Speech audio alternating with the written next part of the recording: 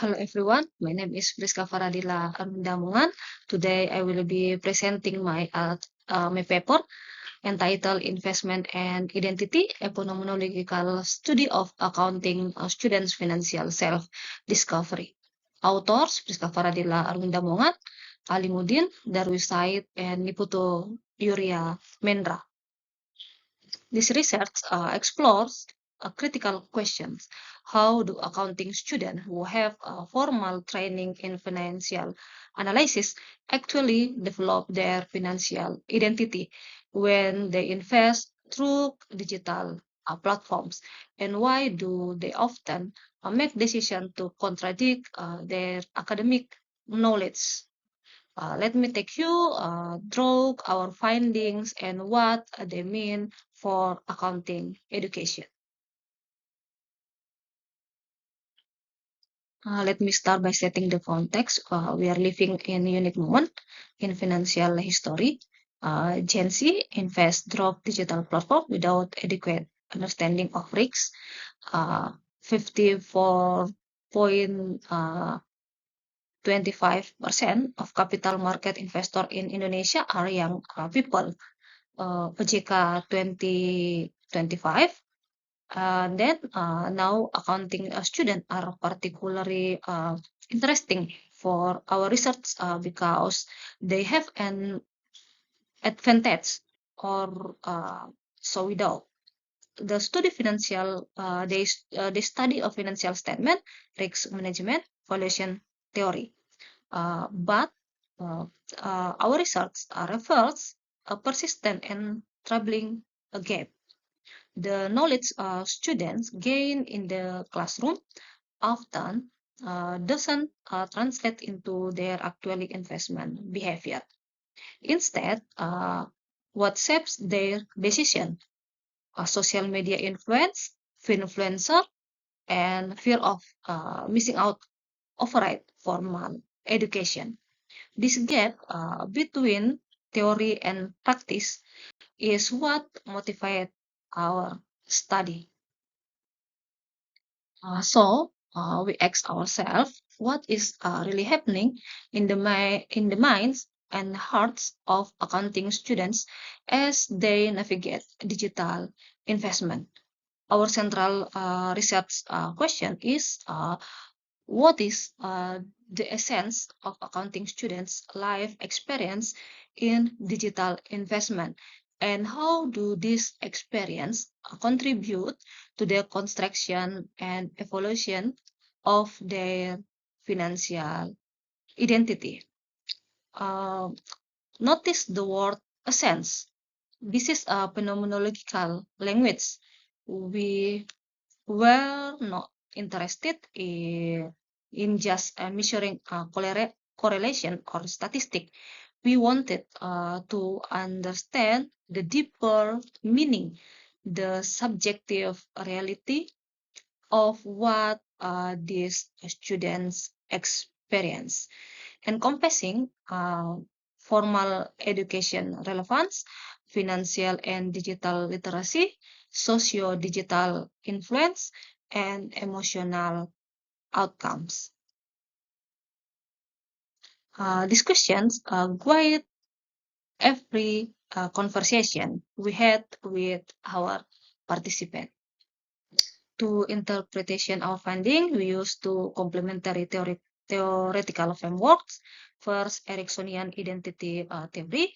Erickson argued the emerging adulthood at 18 to 29 is a critical phase for identity formations. He called this moratorium phase, a time when young people actively experiment with different roles and identities before achieving a stable sense of self. And the second, theory of planned behavior or TPB framework help us understand decision making. According to TPB, three factors shape our behavior: attitude, subject norms, and perceived behavior control. Together, these frameworks help us explain the complex iterative process of identity formation. This is table 1, conceptual integration of a key construct. It's about construct, theoretical role, and integration or mechanism. And this is figure 1, conceptual frameworks, factors shaping accounting student financial identity. Start from input or driving factors, and then a core process or life experience, and the last outcome and iterations. Now, how did we conduct this research? We use interpretive phenomenological analysis, a qualitative method. Our participants were 3 accounting students from UK Paulus, Desi, Elma, Foni. They were chosen because they were actively invested, and they were also active members of the KSPM, the Capital Market Study Group at our institution. You might ask why only 3 participants. In phenomenological research, quality of data matters more than quantity. We conduct a semi-structured deep interview. It's lasting 90 to 120 minutes.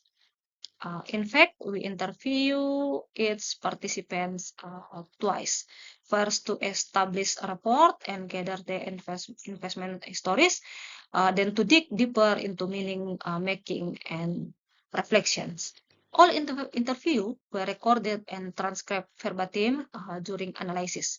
We apply a POTS, what we call bracketing, a technique to set aside our own bias and preconceptions. So we could truly hear what our participants were telling us. The result was rich texture narrative, the revealed the essence of their life experience. Okay, result and discussion. Finding 1, identity formation group experience. Let me share our first major finding. Financial identity is not formed passively by absorbing a classroom theory. It is an active, existentially reflective process driven by a direct investment experience. What do we mean? One of our participants, Desi, told us investing requires checking if your financial health is good, so your investment goes smoothly. This involves researching the stocks you want to buy. Another participant, Foni, reflected when there is no money, you realize the money is important. These are not just intellectual observations.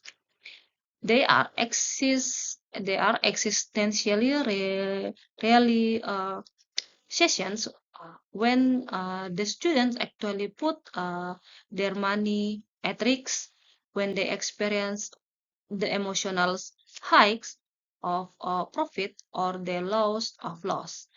Something shifts. They begin to understand themselves differently. They view risk management not just as accounting technique, but as a form of personal self control and responsibility. Elma described this as an investor. You need to be smart when analyzing the finance you plan to invest in.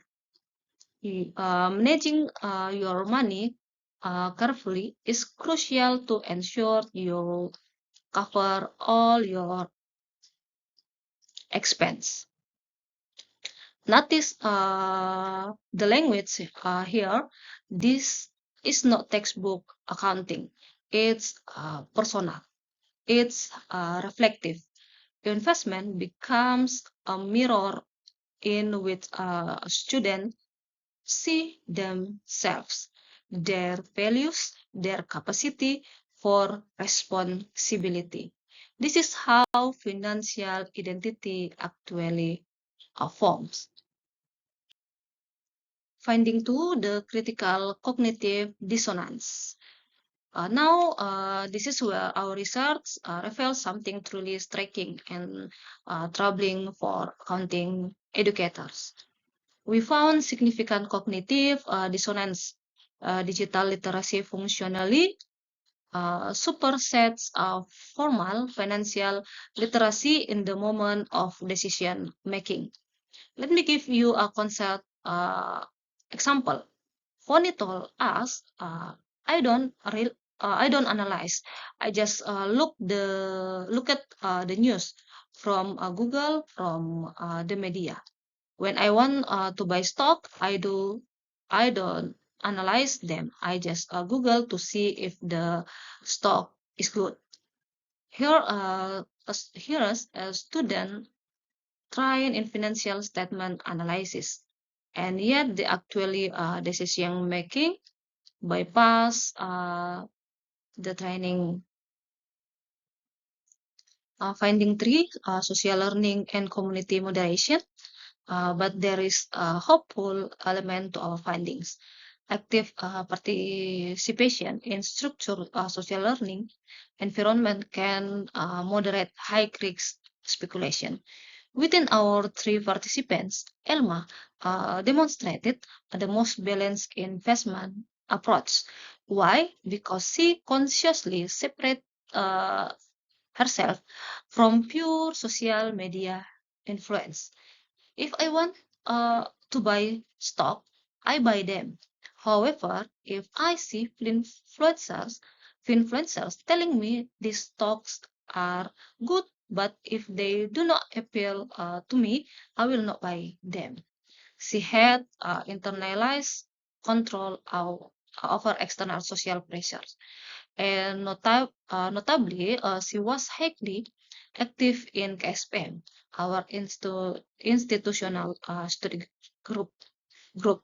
All three participants note that sharing experience with peer reduce stress. Elma said, profit and loss are not too stressful right now because I'm still a beginner. This observation underscores something important. Community reduces isolation and helps students contextualize risks. When students share their mistakes and gains with trusted peers in a structured setting, they receive both validation and wisdom. The KSPM environment provided what we call a positive counter norm. It encourages prudence and self-control at precisely the moment when digital platforms were pushing toward speculation. This suggests the educational intervention center on peer learning and reflective community could be powerful in helping students resist digital pressures. All of this bring us to what consider the most important mechanism in identity formation, reflection. Here is how it works. Consider emotional experience, real profit or real loss in the market, trigger reflective checkpoints. In those moments of reflections, students raises their identity. A student who experience a significant loss might think, I was too impulsive. I acted on social media pressures rather than analysis. That's not who I want to be as an investor. Alternative, I held my position based on fundamental. and I was rewarded. This built confidence in my analytical approach. These reflective moments are transformative.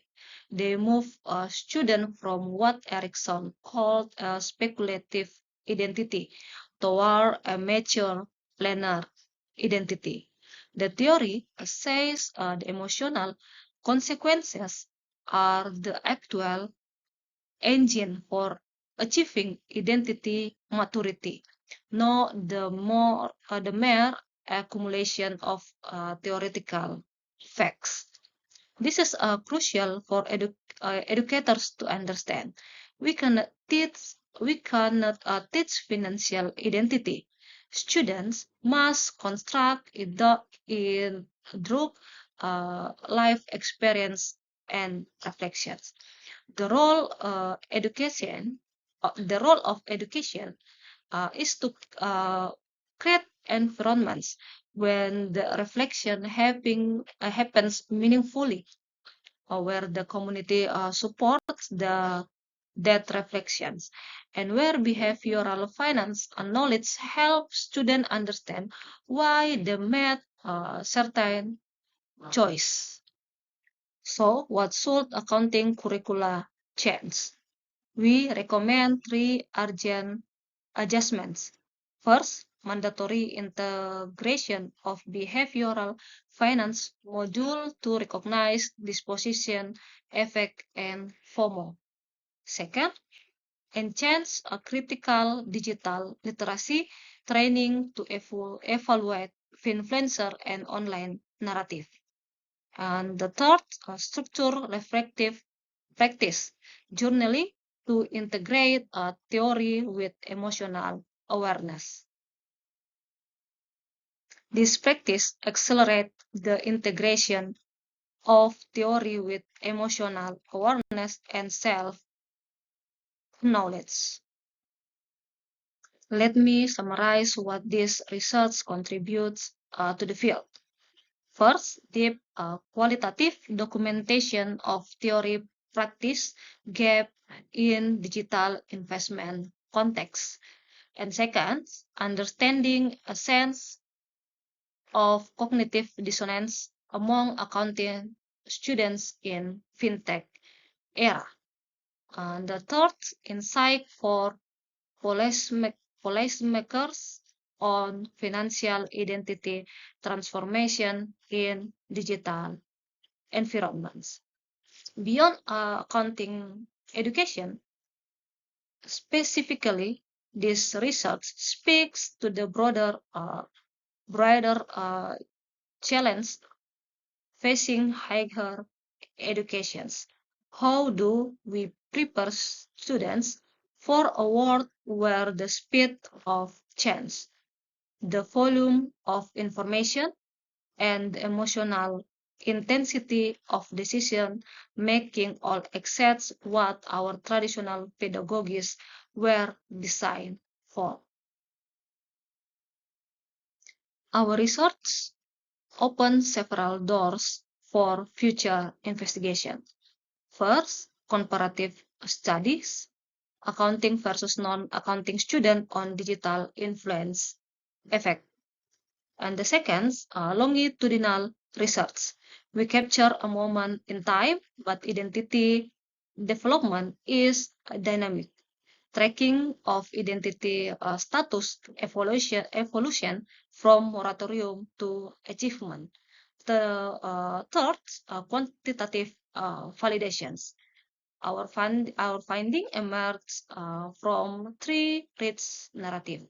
What's the prevalence of this pattern?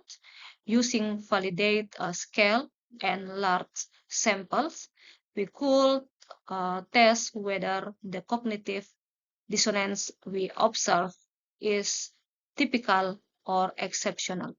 Finally, intervention research based on our findings, educational programs could be designed and rigorously test. Do behavior finance modules actually reduce disposition effects? Does peer-based reflective practice stabilize identity faster. These questions matter for practice. Conclusion: financial identity formation is an existentially reflective process driven by continuous negotiation between academic logic and powerful social digital influence. Curriculum transformation is essential to prepare future financial professionals for the emotional complexity of digital investment environments. Thank you for taking the time to watch these presentations.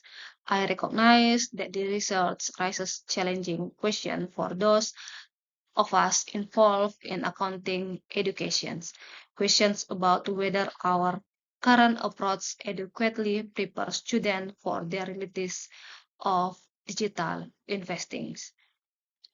I welcome your feedback, your critiques, and your insight. If you like to discuss this further or collaboration on future research, please feel free to reach out to me at friska@ukipaulus.ac.id. Thank you for your engagement with this work.